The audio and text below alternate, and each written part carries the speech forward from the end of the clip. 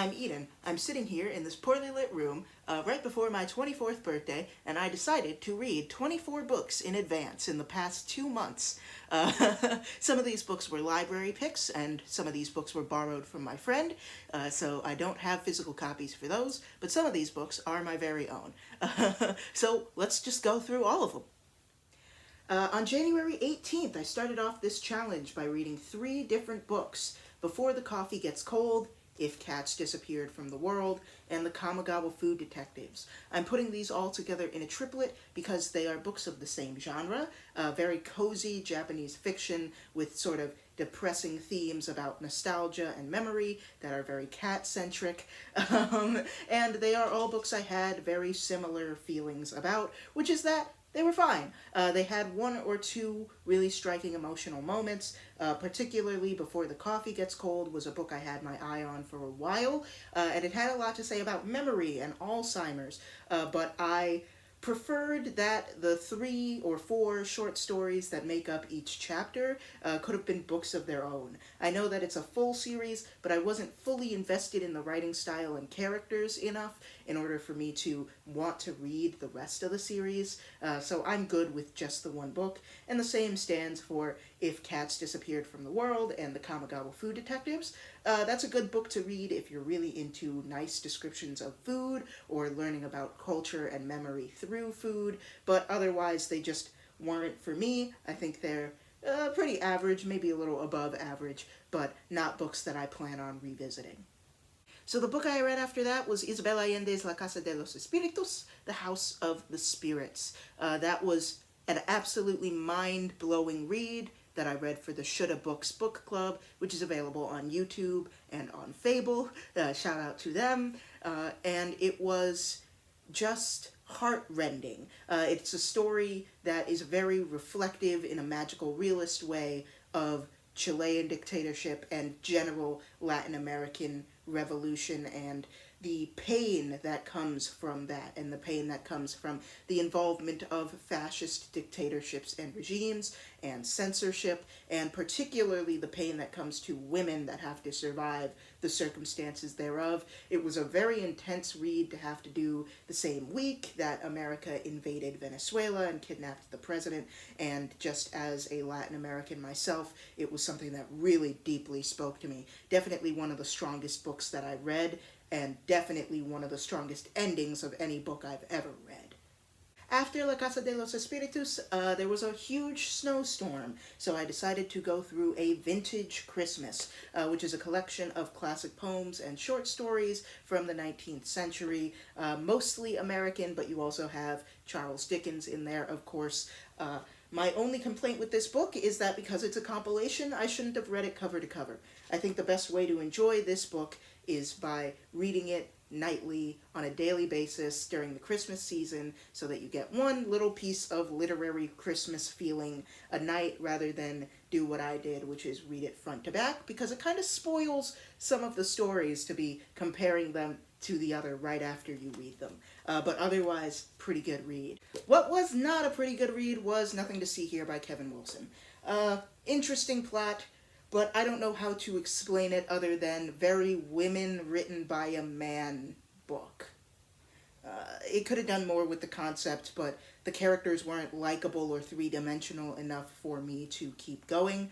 It was a short book for me, but it was a book that I had a lot of trouble going through. So, not for me. The next book I read after that was Toni at Random, a biography of Toni Morrison as she worked at Knopf and Random House in order to edit books for very famous black authors like Angela Davis and Muhammad Ali before starting her own writing career.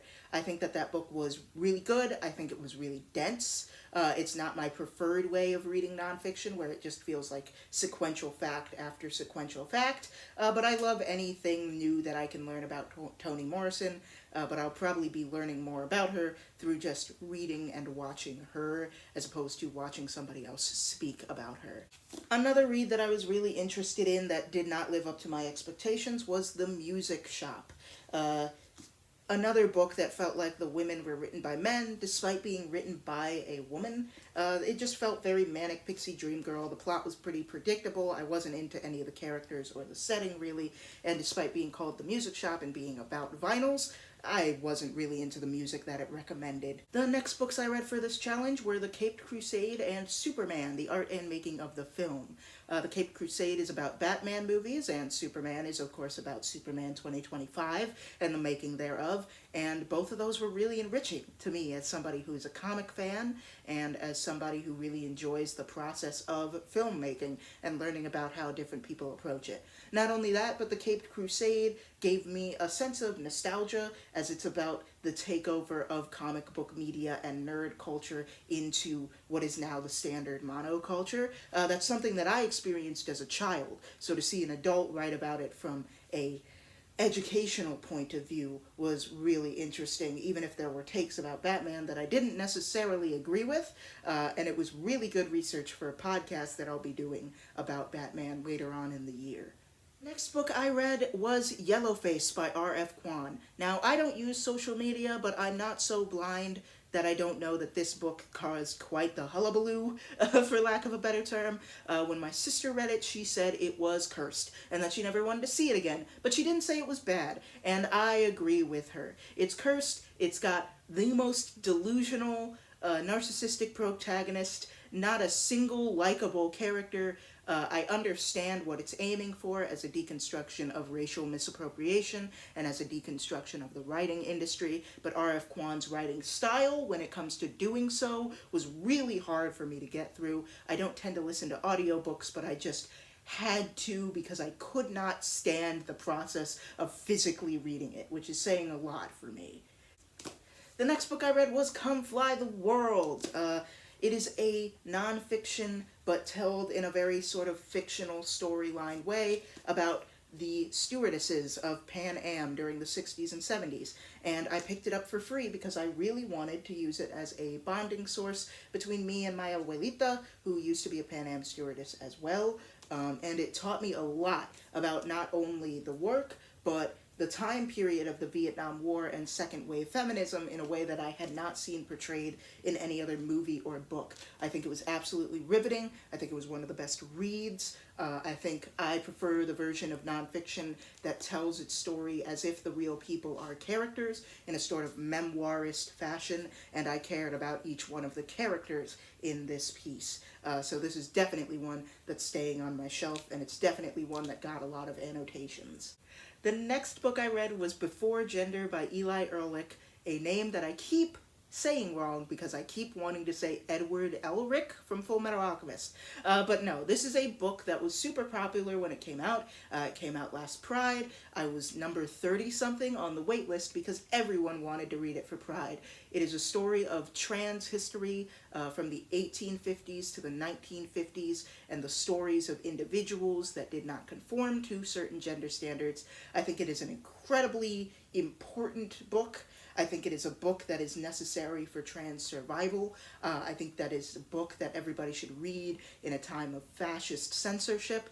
And my only quibble with it is similar to Vintage Christmas. I think that it is a book that I should not have read from front to back, but rather should have taken in chunks, reading each individual article and story about each individual person on a separate day or maybe a separate few hours, because, again, it all sort of blurs together when you read it combined like that. But everybody wanted it at the library, so I wanted to read it as fast as possible. The next book I read was The Dictionary of Obscure Sorrows, a book of imaginary words, to the extent that all words are imaginary, talking about different types of sadnesses and satisfactions that apply to individuals, but also the human race at large, that we maybe don't have words for, at least not in the English language. I found this book exceptionally touching, and it's a book that I really want to own physically so that I can annotate it and keep it with me forever, as opposed to just having the library copy. I thought it was absolutely stunning, and I definitely want to use some of the words in my modern vocabulary, even if some of the words were a little silly. On the 1st of March, I started off with The Future Was Now, a book about 1980s sci-fi cinema, specifically the 8 movies that came out in the summer of 1982 that were all about sci-fi. That's E.T., Tron, Conan the Barbarian, Blade Runner, and a few others. And as a filmmaker, I adored it. I think that it says a lot about the conditions that these filmmakers were working under, and as somebody who once again grew up in an age where nerd culture and sci-fi were the dominant monoculture, this was really a blast from the past, and it's a testament to a genre of cinema that doesn't necessarily exist anymore. I don't mean that to say that sci-fi doesn't exist anymore. I mean that to say that summer blockbusters that take up so much space in the cultural zeitgeist don't necessarily exist anymore, because there's just more content and art and movies out now that are competing for this type of attention. I think this is a great piece of history. On March 5th, I stopped in the library and read 2 books, The Devil Finds Work by James Baldwin and Days at the Morisaki Bookshop. The Devil Finds Work is another film book. It is James Baldwin, who I think is the smartest man that ever lived, talking about his views on films, everything from seeing Joan Crawford as a child to a screenplay for Malcolm X he started in the 70s that never came to fruition. I think it is Baldwin at his most blunt, I think it is Baldwin at his most vulgar, and I think that is very fitting for a book that is about an art form that is made to collect to the masses. It's not my favorite Baldwin work, but I will always appreciate my favorite author talking about my favorite art form. As for Days at the Morisaki Bookshop, I had technically read it before, so it was cheating, but I'd forgotten everything that happened in it, and I did again. So I don't know what that says about me. I don't know what that says about the book. I think that I love books about books. I love books about bookstores. I love books about libraries. And it was a pleasant read. It's just not a read that I can remember anything remarkable to say about. The next book I read was a borrowed copy of the Book of Tea from my godsister. I adored it. It might be my favorite book that I read for this entire challenge. It is a book from a Japanese author circa the 1910s, talking about tea in different Asiatic cultures, and specifically tea as it relates to Taoism, which as a Taoist I very much appreciated. It had absolutely beautiful prose. It had these intricate takes on xenophobia and generalized Asian racism that would have occurred at the time of what was called Yellow Peril, in a way that we don't get taught about in American and English education. I think it's so forward-facing in terms of how he predicts history through something as simple as the delicacy of tea. And also, I'm just a fan of tea, so that's a book that I actually already ordered to have one of my own. Incredibly short read, that's why I went for it, but incredibly dense in what it talks about, and just maybe my favorite piece of nonfiction that I ended up reading. The next book I read after that was also borrowed from my godsister. It was In Praise of Beauty, a collection of love poems by John Keats. Not much to say about this one other than I really enjoyed being able to see her annotations. It was one of those things where seeing somebody's annotations is a real bonding experience. Hers were on the poem St. Agnes, but the poems that stuck with me were called Fill Me a Brimming Bowl and Oh Blush Not So, Oh Blush Not So. It really gave me a sense of why this guy is called the most decorated poet in English history outside of William Shakespeare. I really enjoyed it. The book I read the morning after that was Sula. I told you Toni Morrison was coming back. Sula is great. It is grand, it is gripping, it is heartbreaking, another book with a really great ending. My only complaint is that it's not my favorite Toni Morrison book. That honor goes to the follow-up Song of Solomon. But I mean, there's nothing I can say about Morrison that will convince you of how great she is other than just telling you to go read some Toni Morrison. A really intricate cast of black female characters at a time where that was not especially cultivated in the culture. You could argue it's still not especially cultivated now, but you can see how she paved the way. You can see the complexity, you can see the cultural significance of it. Go read Toni Morrison after you finish watching this video. Luckily, I have physical copies of the next 4 books. Everything I Know About Love by Dolly Alderton is a book that was not for me. I love the cover, and I was really looking forward to enjoying it because it was a book that was recommended to me with the knowledge that it would change my life, that it's a great guide for love and friendship in your 20s. And it is a great guide for love and friendship in your 20s if you are the type of white English girl that I met in uni that had an eating disorder and drank or had sex too much to avoid looking at her own flaws and was kind of mean to me. But as a black, queer, asexual person from the United States of America, this one just didn't speak to me. I enjoyed seeing shout-outs to places in London that I spent a lot of time in, and there were one or two lines that made me laugh, but it was just telling me things that I already knew, and it was full of characters who, while I'm sure in real life are quite nice people, in the pages came off as kind of insufferable. Sorry. Speaking of books that I really wanted to like but didn't end up enjoying, Watermoon has great world building and not much else. It's a book I had my eyes on for a while. It has a very Ghibli-esque fantasy world. It's very cozy, but none of the characters or plot lines drawed me in enough to have gotten through it if the writing style wasn't so easy to read. This next one is a little bonus. I technically read 25 books because I read this little itty-bitty compilation of sonnets of Shakespeare. What can you say about William Shakespeare? How can I criticize William Shakespeare? How can I come up with something original to say about William Shakespeare? Sonnet 17 and Sonnet 142 were my favorite. That being the sonnet before Shall I Compare These Two a Summer's Day, and the sonnet that 10 Things I Hate About You is based on. Otherwise, what do I say about William Shakespeare? The final two books of the 24, not counting the love sonnets of Shakespeare, The Three Musketeers, and, here we go, The Count of Monte Cristo, both by Alexander Dumas. This was a journey.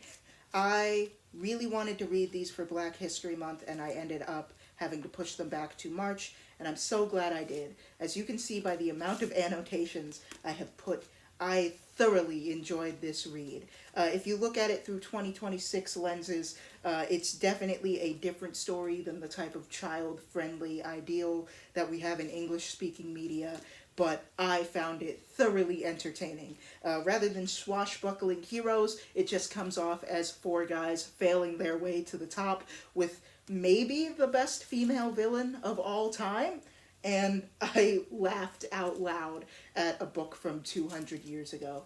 And speaking of the mother of all stories, The Count of Monte Cristo, an epic in the truest sense of the word. I can't review this in the amount of time allotted because this would require hours of conversation. It is one of the greatest revenge stories I've ever seen. It has some of the greatest romances I've ever seen. It has queer representation. It has racial representation in a really interesting and modernist way. And I loved every second of it, even though there are times that it's hard to get through because it was originally written via serialization as opposed to full book format. That would be my only critique of either book, is that sometimes they repeat information, but man, what information to repeat, what stories to tell. Really glad that I ended off on this one. If you made it through, wish me a happy birthday in the comments. Sorry that I spoke so fast. This was kind of a rushed job, but I was just really excited at having finished everything that I wanted to review them as fast as possible, and hopefully I can cut this down to 24 minutes to be thematically appropriate. Whether or not I do, like, subscribe, comment.